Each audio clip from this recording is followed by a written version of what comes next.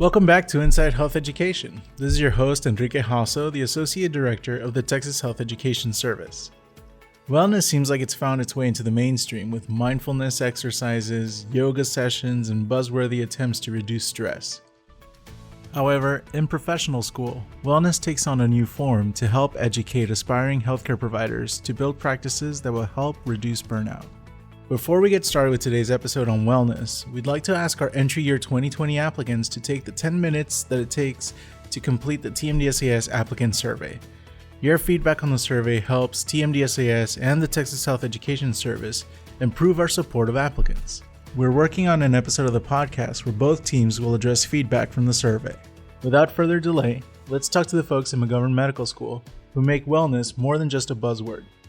Joining us today is a fantastic team from the McGovern Medical School who are going to discuss wellness in medical school with us.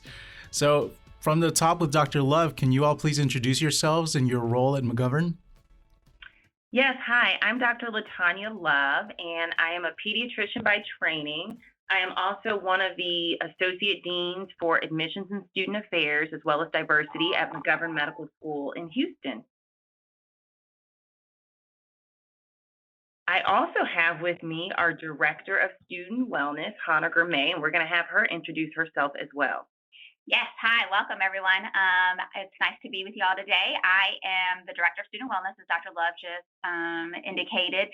I am with the Office of Admissions and Student Affairs here at McGovern Medical School, and I oversee much of the student wellness programming and resources available to our students, and excited to kind of share a little bit more about that today. I also do go by Honey, which I may do that for moving forward because we'll have some name confusion with the rest of our guests, but I'll hand it off to our Hannah. Hi, everyone. My name is Hannah Ulig-Recki. I am a fourth-year medical student at McGovern Medical School, and I'm originally from Virginia, and I'm a born-again Texan, and I'm never moving away.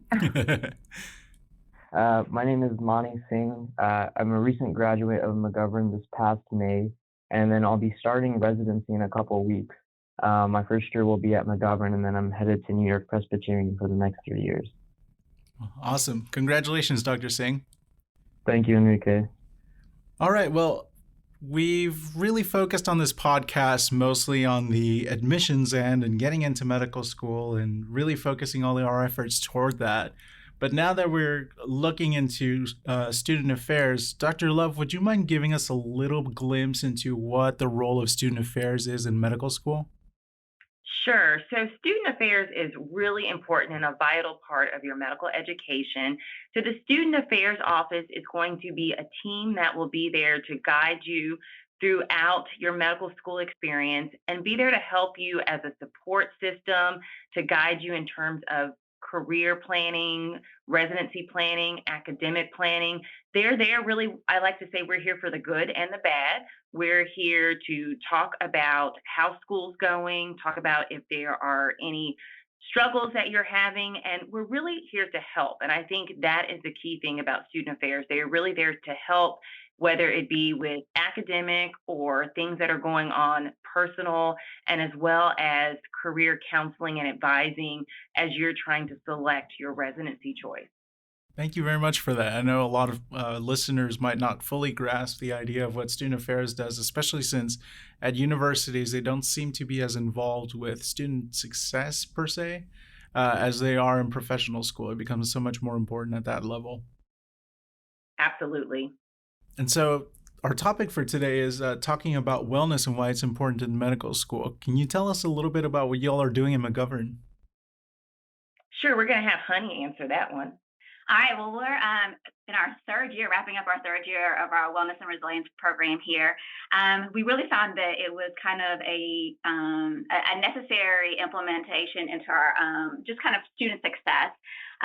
Burnout, stress, anxiety were all kind of prevalent, across the medical student population. And so implementing kind of programming and resources to really support and kind of, help the students thrive was critical. So we really take a holistic approach to wellness here at McGovern. We believe that if there's any kind of element in your life that's out of whack, it's going to present as stress and it's going to really affect, and be detrimental to kind of your success and just how you thrive moving forward.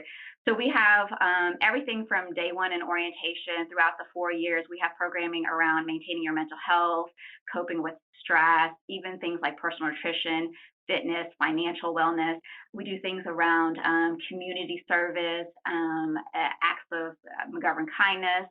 We also do a lot of things around occupational development, around leadership, careers in medicine. And so we have really kind of a wide spectrum of programming and resources that really kind of meet the specific needs of our students. That's a full gamut right there. Yeah, it keeps us busy. Yeah, I bet it does. Well, kind of putting on the other hat of the skeptical student, the buzzword right now is student wellness and being well-rounded and, tackling anxiety and preventing burnout. What effects has this program had in the 3 years it's been implemented? It's been very positively received, and I'll let our students to kind of chime in on that in a second.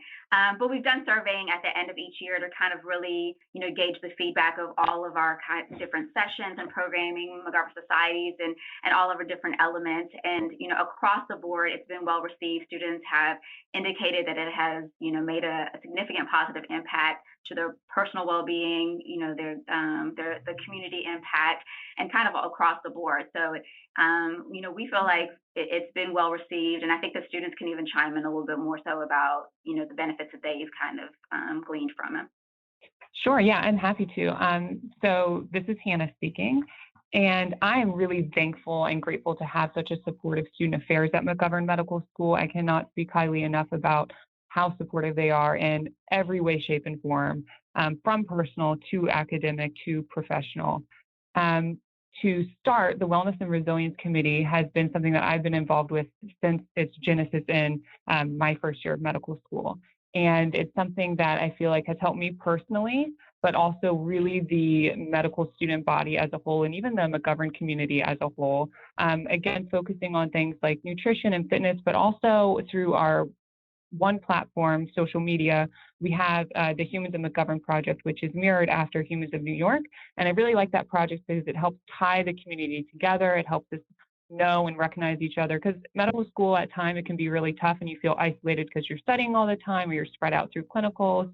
So this is a great way to unify everybody and make everybody realize that we're in this together, and we have times of optimal wellness and we have times where we all really struggle. And so this is one of the projects that I think has really helped unify our community. I love that. And I'm definitely going to include a link. So if any listeners are interested in following the Humans of McGovern on social media, they can definitely do that. Great. To echo kind of what Hannah said, I think the biggest word that we're trying to do is community. It's all about kind of bringing people together, putting people in contact with people, and letting people know that, we're here for you when you need us. If you don't need us right now, we'll still be here if you need us later. That's an excellent point.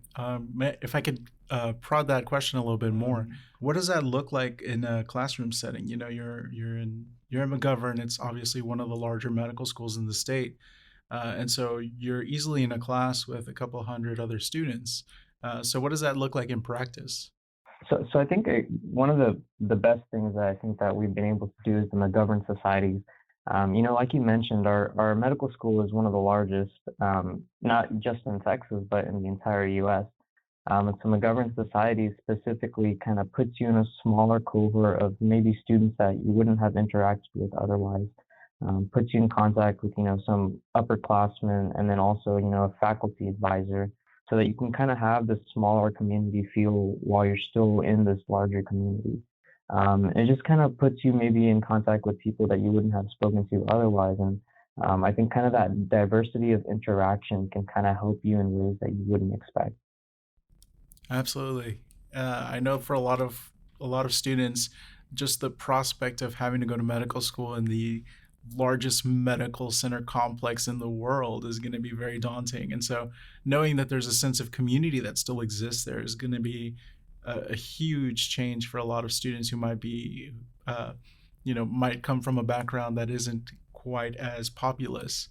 I know I deal with a lot of students from a lot of rural areas around Texas, and for them, obviously the more rural medical schools might be more fitting for them because that's the kind of community that they're used to, and they're used to that tight knit community. So it's great to hear that that type of community also exists in the heart of Houston, Texas.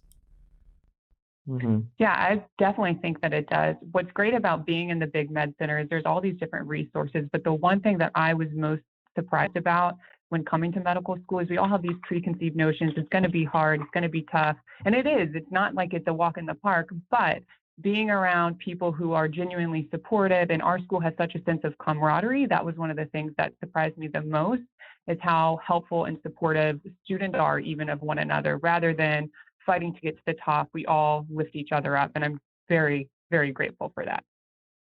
That's great to hear. I know that's one of the big concerns for a lot of students, as well as that it's cutthroat in medical school, and so hear real life testimony that that's exactly the opposite of what it actually is. I'm sure that's going to ease a lot of anxiety. So yes, I hope so. So I think this is a good segue into some of the questions that we've been getting from applicants in the TMDSAS online communities. So the first question that we have is about balancing life and other responsibilities in med school. What resources or what experiences do you all have that would help somebody who's starting to go down that pathway? I'll go ahead and start. So I actually got married earlier this year. I came into medical school already dating my now husband, and we had dogs at the time. And so everybody thought it was kind of crazy to have animals and pets in medical school. But I think the biggest thing to remember is you have to make time for the things that are very important to you or most important to you, and you have to really prioritize these things. Of course, school is going to be very much at the top, but if family is something that's important to you, then you can't let that fall by the wayside. If exercise is something that's important to you, if your nutrition is something that's important to you, you have to hang on to these things and figure out a way to balance them. For me, my biggest resource was honestly just my Google Calendar and putting everything in there. So if it was time to study, I would study. If it was time for a workout, it was in my calendar. Everything was in there so that nothing would accidentally get kind of forgotten about or left out. So it's definitely possible to balance family or other outside activities with medical school. It's really just about prioritizing and making the time for those things. I know there are students in our classes that have kids even, and they're able to do it just fine. It depends on the support system that you have, and so you have to keep that in mind as well. Excellent. And by the way, congratulations. Oh, thank you. Yes, hi, it's Dr. Love, and I just want to add something to what she said. And one of the things, we really try to emphasize to our students is to really make sure that you still find time for things that you enjoy. And so, obviously spending time with family and loved ones is usually brings, joy, and we want our students to really be balanced. And I want to say that's why when we are doing the medical school admissions process, we're looking for students that have demonstrated really good time management skills in undergraduate, because these are skills that are going to be really helpful for you throughout your career. I can just say, for myself as a practicing physician now, and I'm married and I have two very active kids and a very busy career, busy job, lots of patients and lots of responsibilities. I still have to use those time management skills, use my iPhone calendar and my Outlook calendar and set timers for, tasks that I am supposed to complete. And I start my day off each day. It's just as simple as writing down, these are things that I need to accomplish today. And I need to leave by this time because I have something important to do with my daughter. So I think time management skills and finding balance is really important. And one of the things we want to emphasize is that in medical school, we really want our students to be well-rounded and still find time for things that they enjoy. And I will supplement that. This is Honey. An additional resource that we have in-house is a learning specialist who not only will meet with students individually to discuss study skills and kind of how to, really truly just, work smarter, not harder, and be more efficient with your time. But she'll also sit down and assist people with making a daily schedule and figuring out kind of how to optimize their best time during the day, and always prioritizing, time for wellness.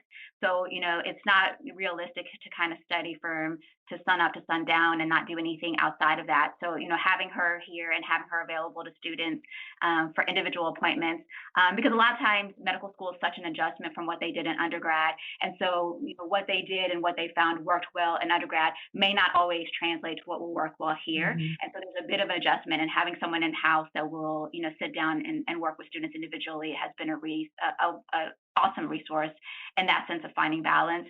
And then, of course, we also have our student health and counseling services across the street. So we have people who will meet people individually to kind of discuss any transition issues they may be having as well.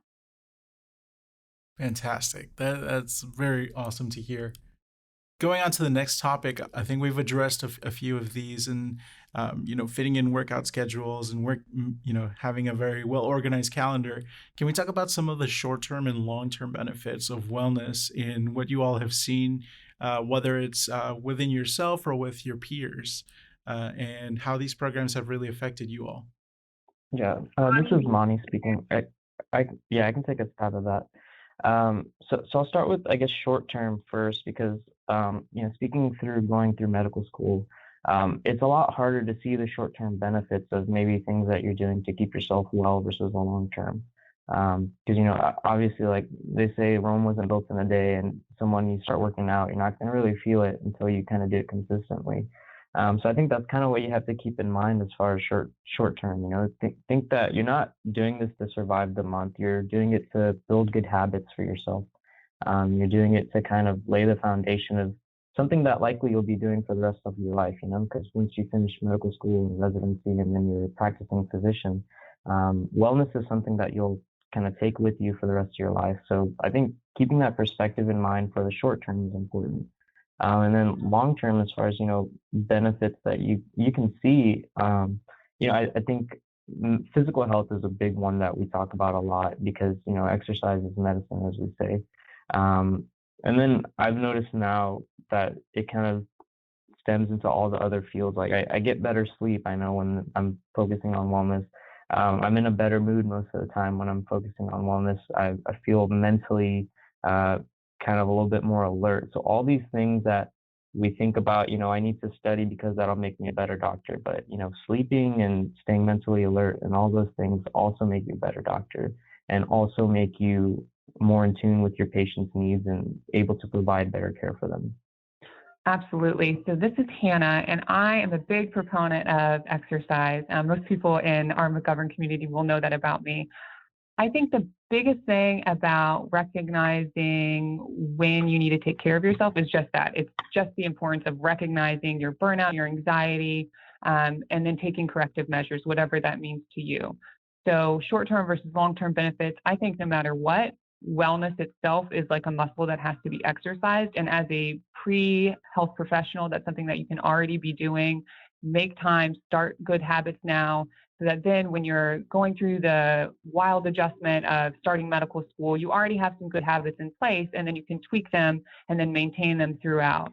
It's very important to do that. It's so easy to get caught up in just your grades, your performance on exams, and not that that isn't important, but at the end of the day, at the end of your career, you still need to be well as an individual so that you can convince your patient and have a long career with your patient where everybody is well, you and your patients. You have to lead by example. And I think you do yourself a disservice if you just ignore your own personal wellness. Definitely. So getting into a little time machine and going back in time to when you both were undergrads, what was wellness like for you? Yeah, this is Mani. So it was actually something that I didn't think about as much when I was an undergrad. I looking back, I think I had a lot more time as an undergrad than I did as a medical student.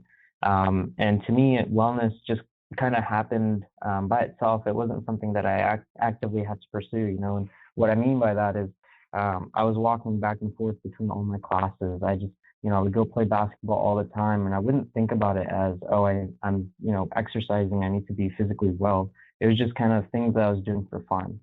And then transitioning into medical school, where you're not walking as much, maybe you don't have as much time to kind of do these activities that you want. I kind of had to transition to more of an active role of incorporating that wellness into my life.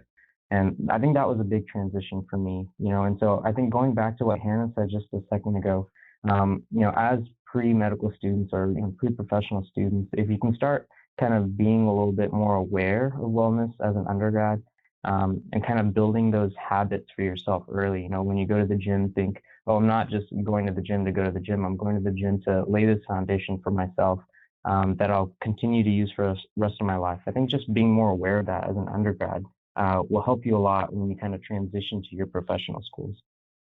I 100% agree with the fact that now in medical school, it has to be an active endeavor. You have to chase wellness and you always have to make a conscious effort because there are so many important things on your plate at all times. So you really do have to make a conscious effort at that. The other thing I would say is, again, I agree with the walking and everything in undergrad, but in medical school, if you live close enough, you can walk. Again, it has to be something that you have to mentally commit to and manage your time to do that. One of the things that I have really gotten into in medical school is actually listening to things when I work out or when I'm walking somewhere. Anytime there's extra moments that I can learn something, then I will do that. So there's different medical related like textbooks or online platforms where you can learn that way. And I will do that even if I'm in the gym or if I'm walking somewhere, just so that no time is wasted. And so I'm killing two birds with one stone, wellness and still not losing time or letting go of a part of my education that I might be missing out on. Before we start kind of winding down this episode, do y'all have any practices that we'd like to share for premeds to start establishing good habits and wellness? So in undergrad to start establishing, so I think the first thing is to find the one piece of wellness that you feel like you can commit to the most and that you're most interested in committing to. Because if you're not interested in it, let's be honest, you're not going to keep up with it. So if you are interested in food and eating, and who isn't, then maybe you can think about what ways you can enhance your nutrition or change your nutrition. Food prep is such an important thing in medical school, especially when you hit third year and fourth year in your own clinical rotations. It's really nice to be able to have healthy foods available to you, whether it's snacks or meals. So I think food prep is something that would be good to consider if you're interested in the nutrition side of wellness. And you can do that now before you're even in medical school. And then the other piece that we talked about is exercise. So if you feel like you don't lift weights, but you're interested in doing that, then you could always kind of explore that now. And then just building those habits and getting into that now so that it's easier for you to maintain. Yeah, and I'll piggyback off of what Hannah said. And I'll kind of add, like, not just find something that you're interested in, but find something also that you could become passionate about. For me, I mentioned earlier, I wasn't always actively like going to the gym. For me, wellness physically could be like playing basketball. It was a sport that I really liked. So it didn't feel like I was kind of forcing myself to do something for wellness. It just was something that I was enjoying. And then same thing with food. If you're a foodie, teach yourself to cook, or think of ways that you can kind of make it fun for yourself, so that long term it doesn't feel like something you have to do, but something that you want to do. Great points. Dr. Love, if I could punt a big question to you in terms of a program, what does effectiveness in this program mean to the medical school? So we are so pleased with how well received our wellness and resilience program has been for our students. We really are a school that is about the students. I always say, we are a school. So without the students, there's no us. I wouldn't be here. So we're really pleased with the results. I think one thing that's really important is that we really want to normalize with students that it is very normal to have some moments throughout life and throughout medical school and undergraduate where you are stressed, where you have anxiety, where you have doubt about yourself, where you have uncertainty. And so we really want to make sure that students have the skills and are equipped with the tools to handle those times when they face them. So we want to make sure we have good resources such as counseling centers, such as a student affairs office, such as a wonderful recreation program. We have yoga classes. We have all kinds of things, and we want to make sure our students know about them so that when they find themselves perhaps in a little bit of a crisis, whether it's a mini crisis or a large crisis, that they really know where to go, and that we are all human and they are facing very similar things that a lot of their peers are as well. So we're really pleased with the outcome so far. Excellent. All right, before I let you all go, are there any final thoughts that you'd like to share? Hannah speaking. I would just like to say, I know that all medical students, pre-health professionals, we all are kind of inherently overachievers. And so there are times when you're going to be feeling really stressed and down, and you might not want to tell your peers because you feel like you're going to be judged because you think that everybody else has it together. But like we said, everybody feels stressed. It's just how do you handle it? And the most important thing is to recognize it. And if you feel like it's becoming overwhelming or it's consuming you, there is no shame in reaching out for help. If exercise isn't doing enough for you, there are counseling services. There are places and people that you can go and see to help you out. And don't forget that. Awesome. Thank you. All right. Well, I'd like to thank each one of you for taking the time to speak to our listeners. And this is going to be such a great help and eye-opening experience for people who are listening to this and for the first time realizing that there's help beyond admissions to medical school. So thank you all so much for taking the time and sharing your program. And I'm very excited to share these resources with all of the students that listen to this podcast. Thank you. Thank you for having us. Thank you so much. You.